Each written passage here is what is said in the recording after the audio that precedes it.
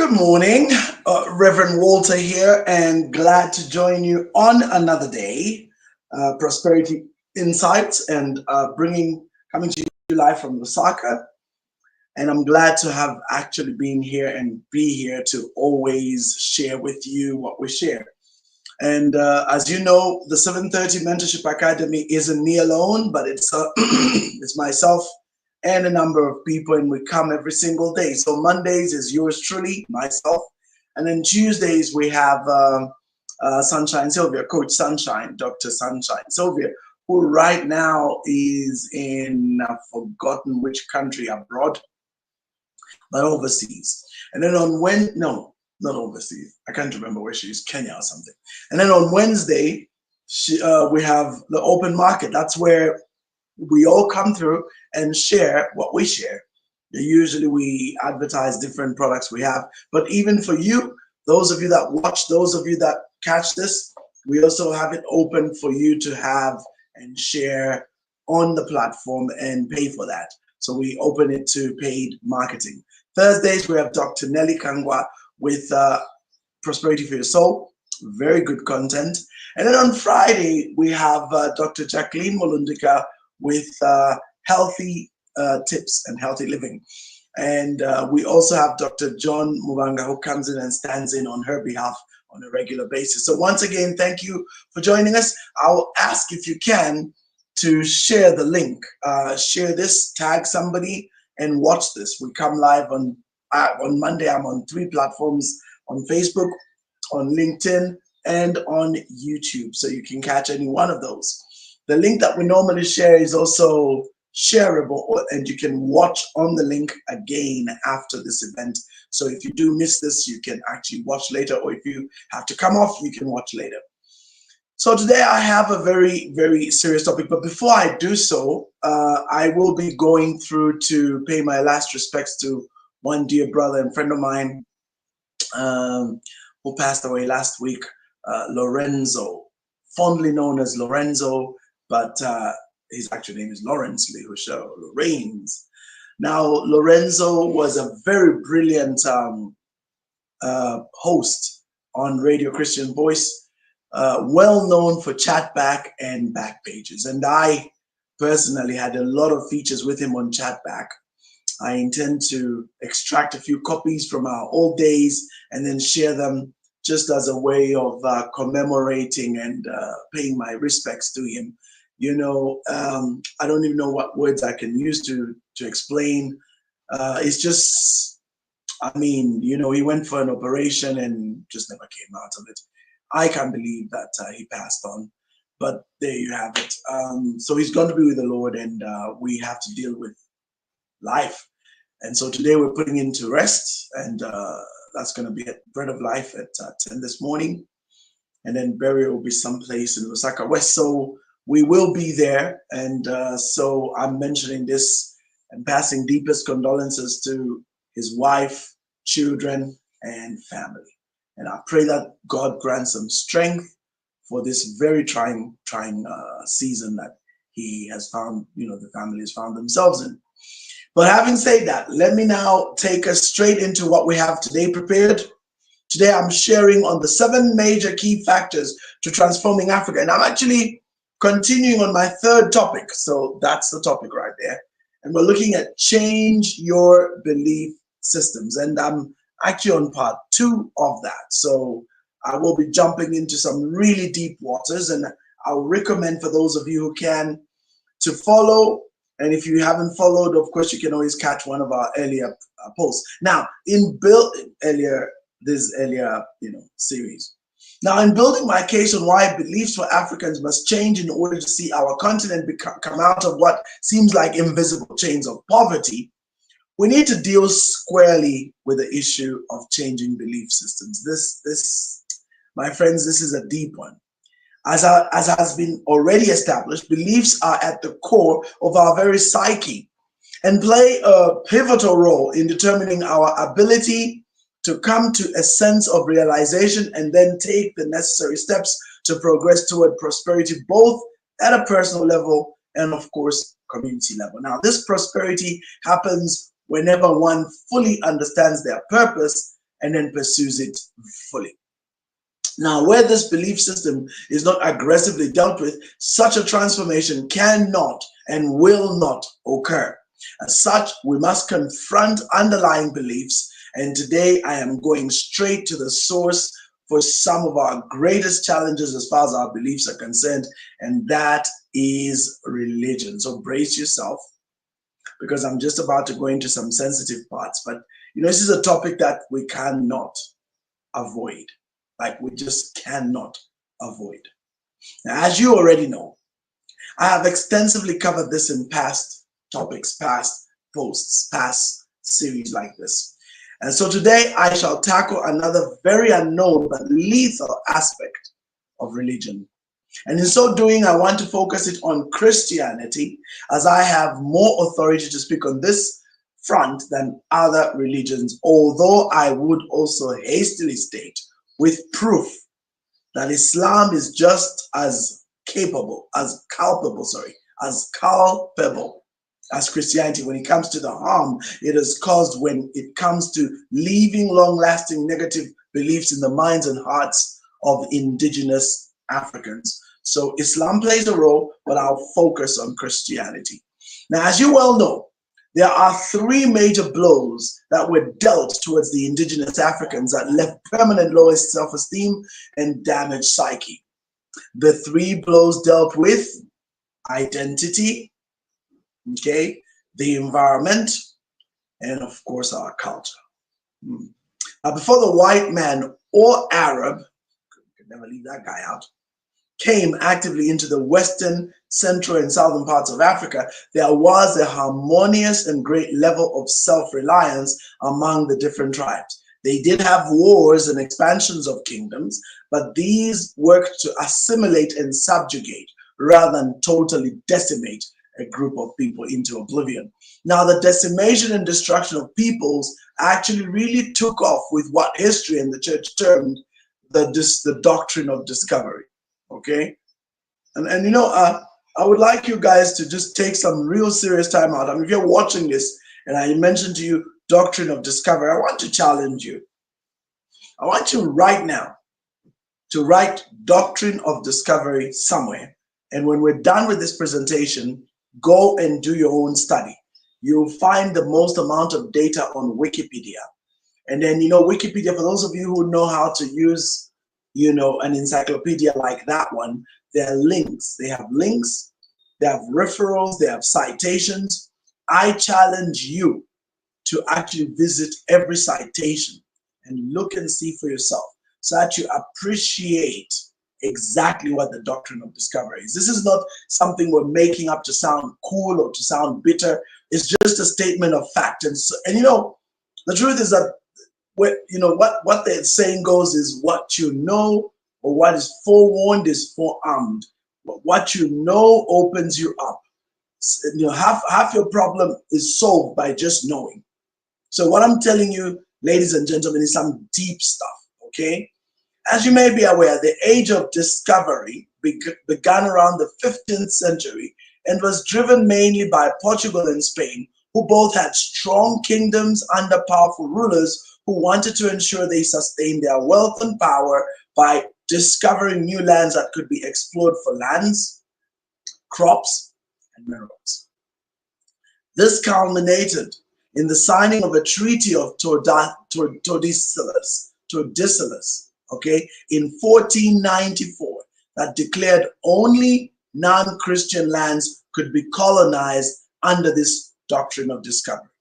This gave authority to explorers to go out on voyages of discovery for new worlds, which once discovered would immediately become the property and territory of their kingdoms and rulers. In fact, I'll be very honest with you, those kingdoms and rulers were endorsed and given, what's the word?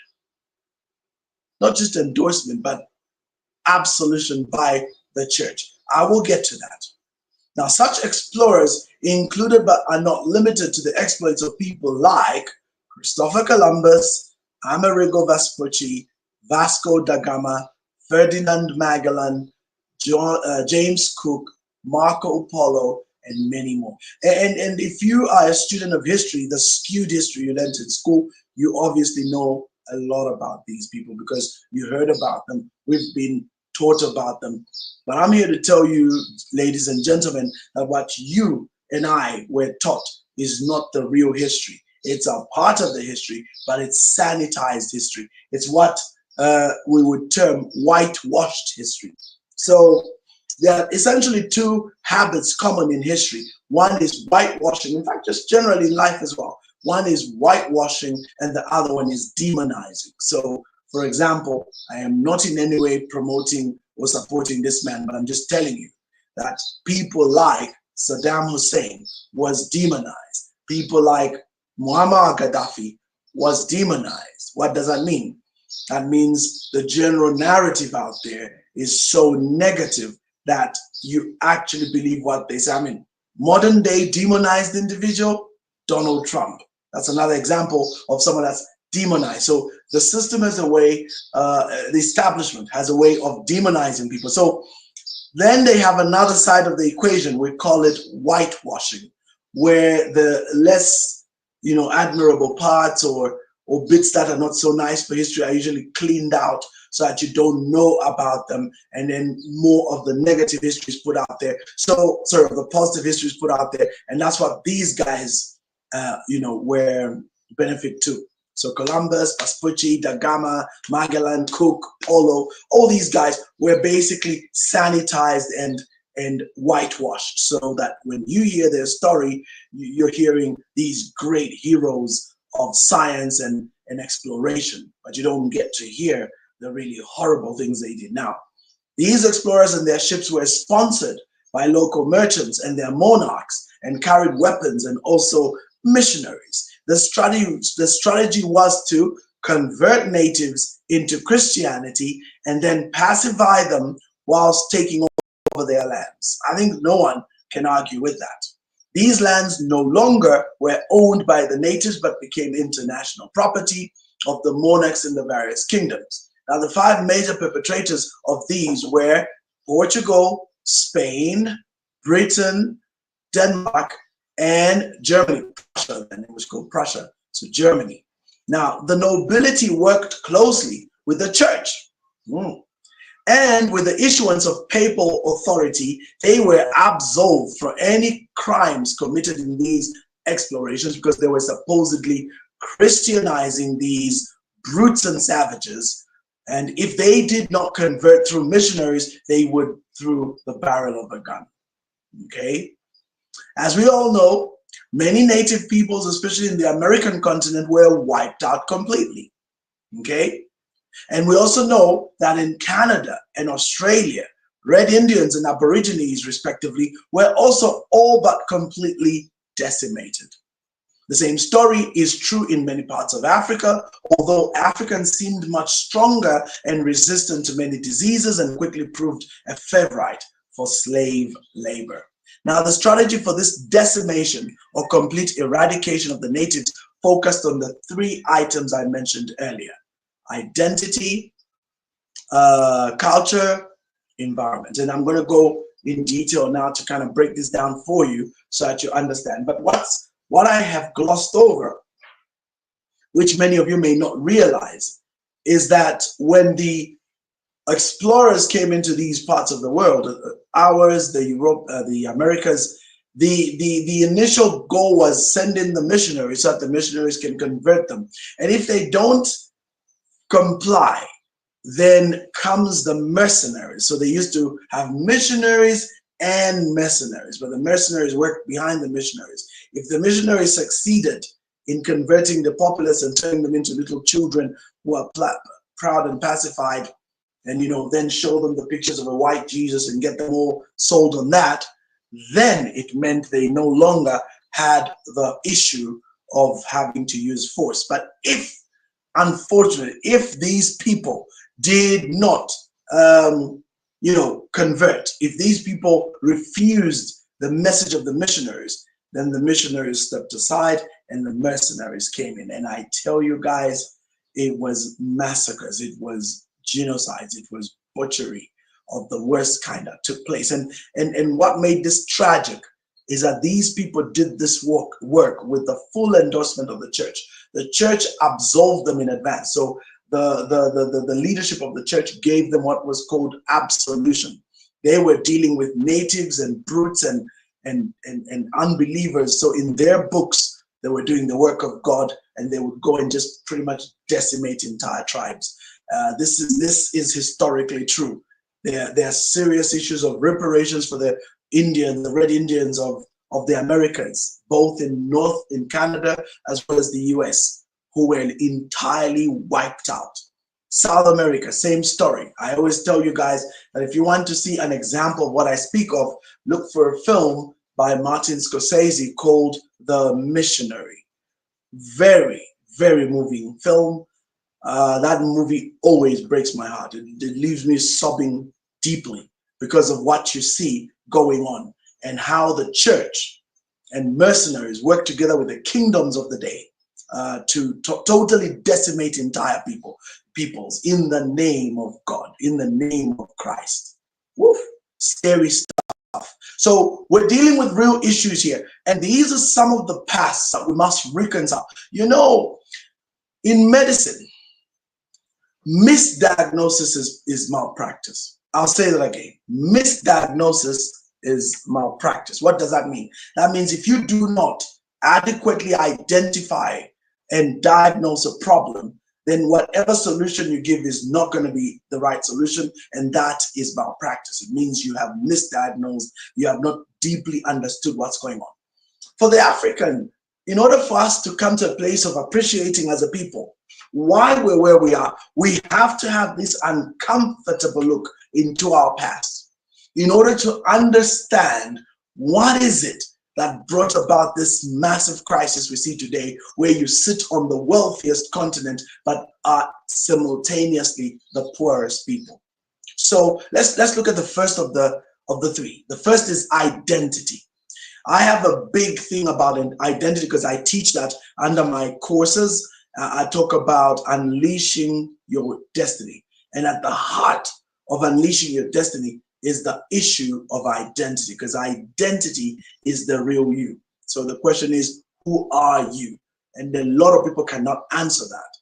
So if you want to take advantage of a people strategically, and especially if you deal with individuals that understand the power of subversive takeover, then you realize that the first thing you must do with a group of people is mess with the identity. And that's precisely what the first strategy of these people under the Doctrine of Discovery was. Let's go there so that I tell you exactly what it was. So when it comes to identity, the greatest single core identity of a person lies in their name, as it is the first means by which they understand their sentience and individuality. So many local tribes and peoples attach seriousness to the process of naming a child. Ceremonies surrounding such a process, thus showing how serious name giving can be.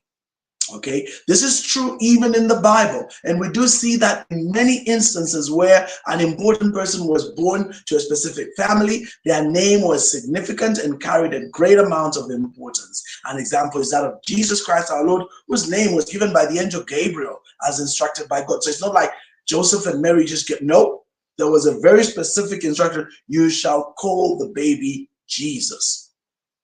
Okay, that means he will save his people. Yehoshua, the savior of his people. So this was a very serious instruction straight from God.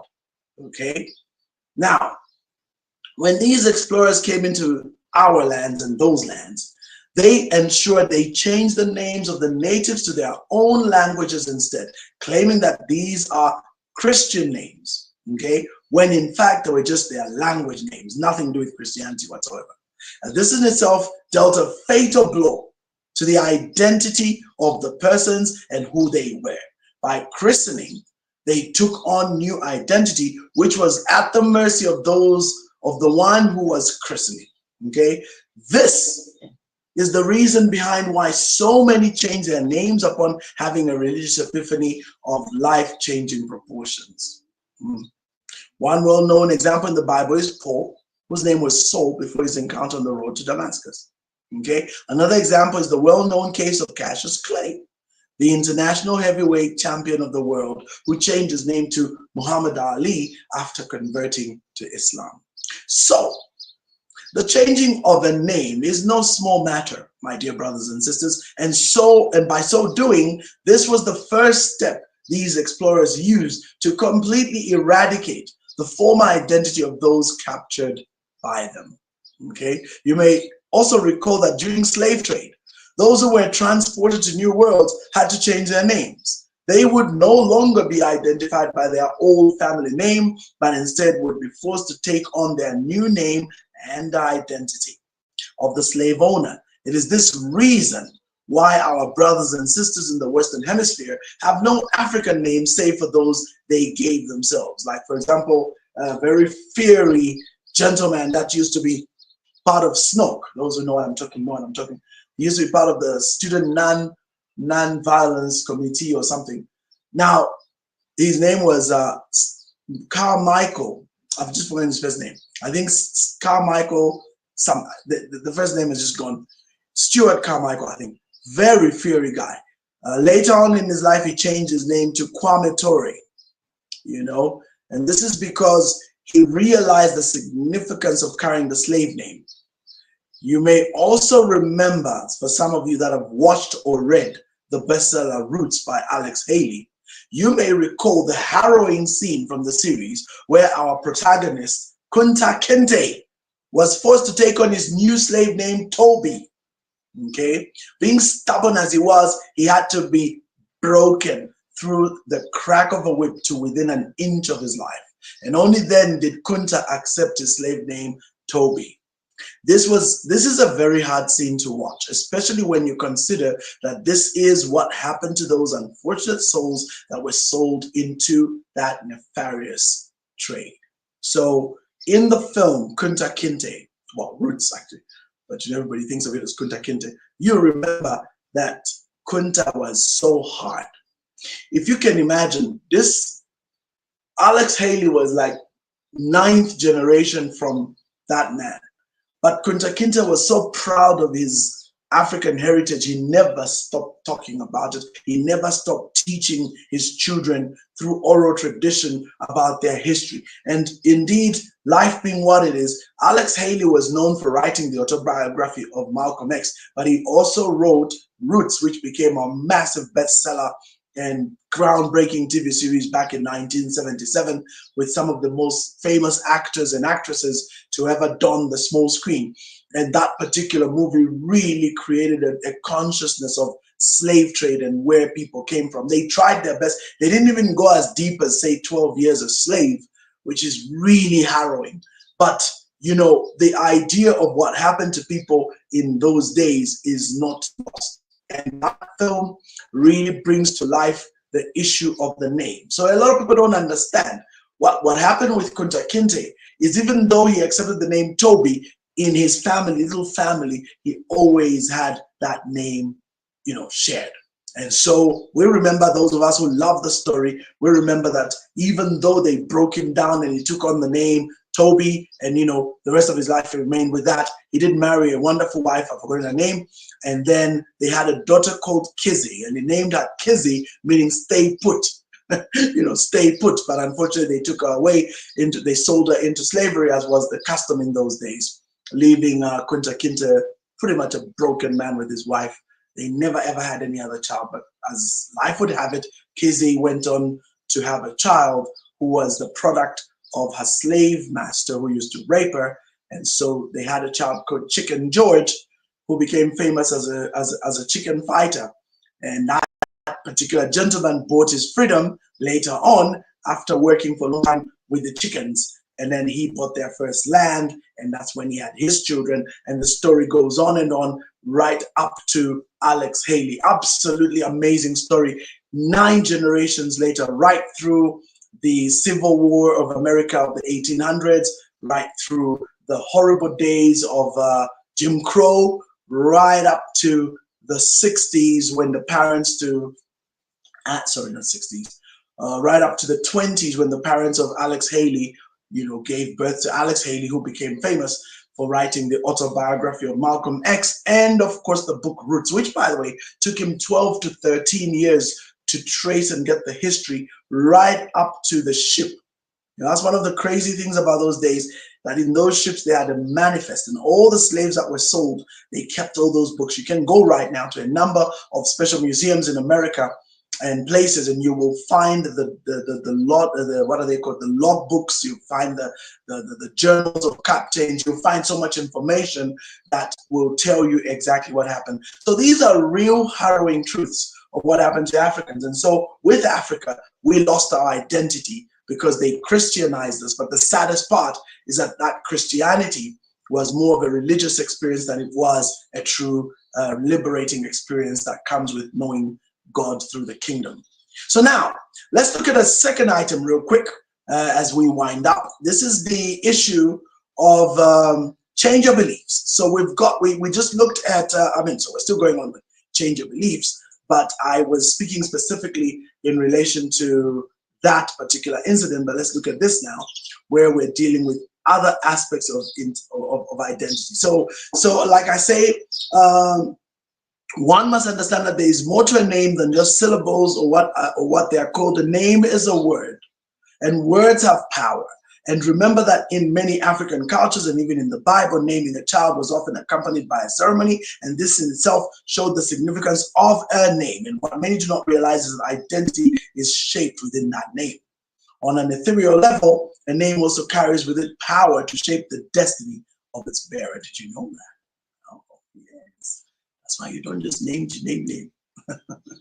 Okay.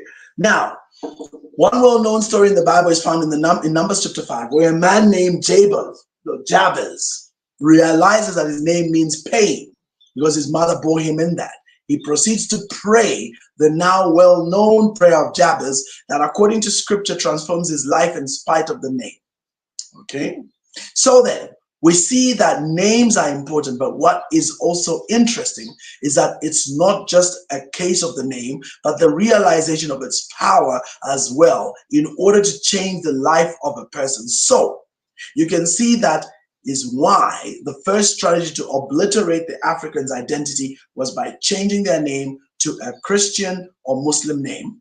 And this ensured the new name and its associated identity was embraced. So I'm going to tackle now environment and culture now.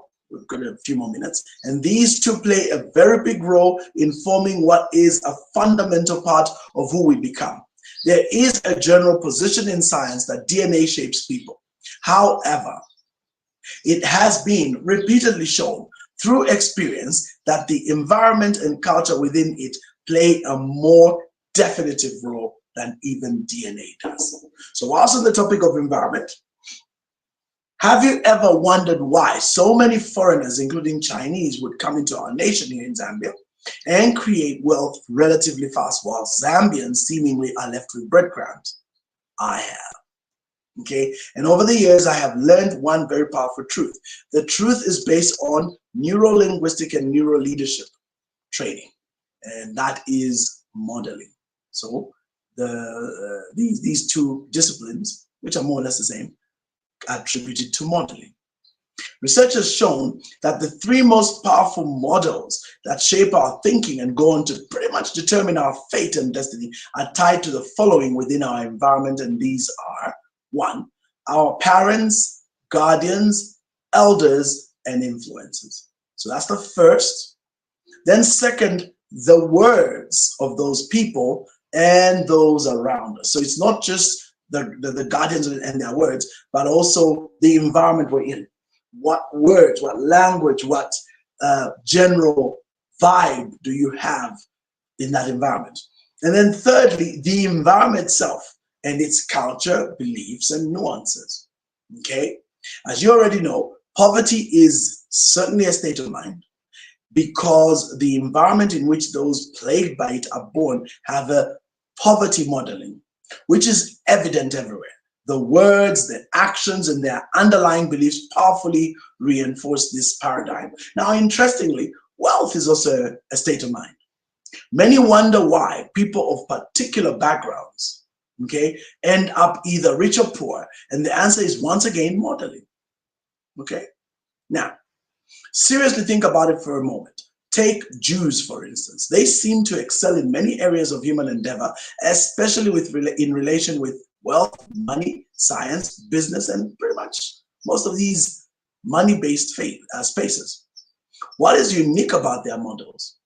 If you study the Talmud and the Old Testament, you see so many passages that keep emphasizing that children must be taught repeatedly about their beliefs. A well-known passage states to train up a child in the way he should go, and when he is old, he will not depart from it. Jews know that this training up is very critical and cardinal to ensure the modeling is correct. Have you noticed Zambians of Asian origins, the Indians? What makes them so unique? Have you also noticed that the narrative of non-indigenous Zambians, that's whites of Greek, Italian, South African, Zimbabwean, or even Israeli origin and Lebanese? What makes them different? Why do they prosper so much in the same environment? This brings me to an important question. What models have our indigenous people been following? Okay. That's a really deep question. I mean, take a look around you and then ask yourself the questions I'm about to read out.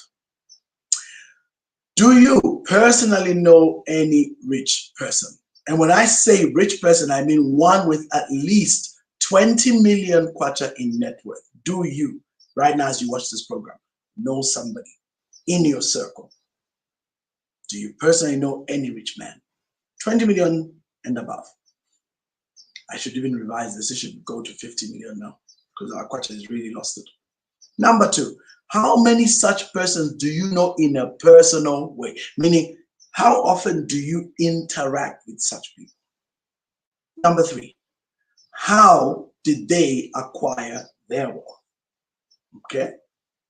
Number four, how much time do you spend on average around such people? Number five, what dominates the majority of your conversations each day? Do you discuss ideas?